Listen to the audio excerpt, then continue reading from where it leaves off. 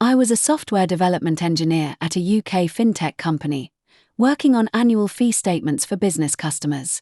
A new disclosure rule required us to show fees by category and provide an audit record. The legal date was fixed, and missing it would stop us issuing compliance statements to about 40,000 customers.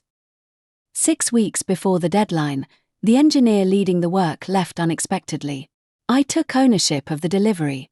The project was only around half complete. The calculation service disagreed with finance's reference spreadsheet on several fee types, and the planned self-service reporting screen hadn't been started. My objective was to produce accurate statements by the legal date, with every figure traceable to a transaction. I set an accuracy threshold of 99.95% across historical comparisons and required 0 high-severity defects before release. I first broke the program into compliance critical, operational, and convenience scope. The calculation engine, audit record, secure statement generation, and customer notification were critical. A polished reporting screen, saved filters, and automated backfills were valuable but not required on day one.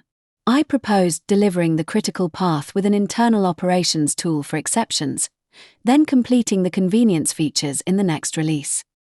That was the main sacrifice. Customers would receive correct statements, but support agents would handle unusual queries internally rather than directing customers to a rich breakdown screen.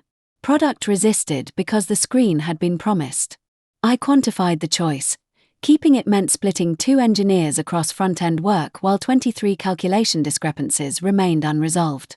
I recommended protecting correctness and accepting about 2 weeks of temporary support effort. They agreed after I documented the deferred experience and recovery date.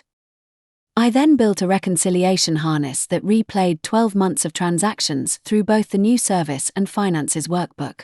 Instead of treating every mismatch individually, I grouped them by fee rule and found that 4 root causes explained 91%. One was our defect. Refunds posted after month-end were assigned to the wrong disclosure period. 2 were undocumented finance rounding rules, and 1 came from corrupt legacy category data. The legacy issue threatened the date because a complete repair meant rewriting years of records. I designed a bounded fallback. Statements with ambiguous categories went into an exception queue, and operations selected from 2 evidence-backed categories before generation.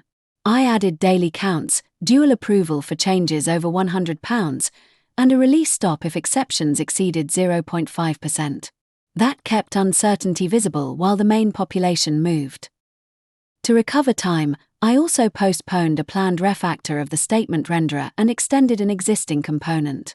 That created about 6 engineer days of technical debt and left the code less modular than I wanted. I protected the deliverable by adding contract tests around the old boundary, recording the debt with an owner and due date, and refusing a proposal to reduce end-to-end testing. I was willing to sacrifice elegance and optional scope, but not evidence that the numbers were correct. 4 days before launch, the volume test showed statement generation would take 11 hours against our 6-hour overnight window. I profiled the flow and found repeated customer lookups consumed most of the time. I added a request-scoped cache, load-tested failure behavior, and brought the run down to 4 hours and 40 minutes. We rehearsed exception approval and rollback. We released on the legal date. Accuracy across the final comparison set was 99.98%, and the remaining differences were documented source data exceptions. All 40,000 statements were generated inside the overnight window, with no high-severity production defect. Support volume rose by 9% for 12 days because the customer reporting screen was absent, which was the impact of my scope decision. We completed that screen in the following sprint and support returned to baseline. The renderer refactor was finished 6 weeks later.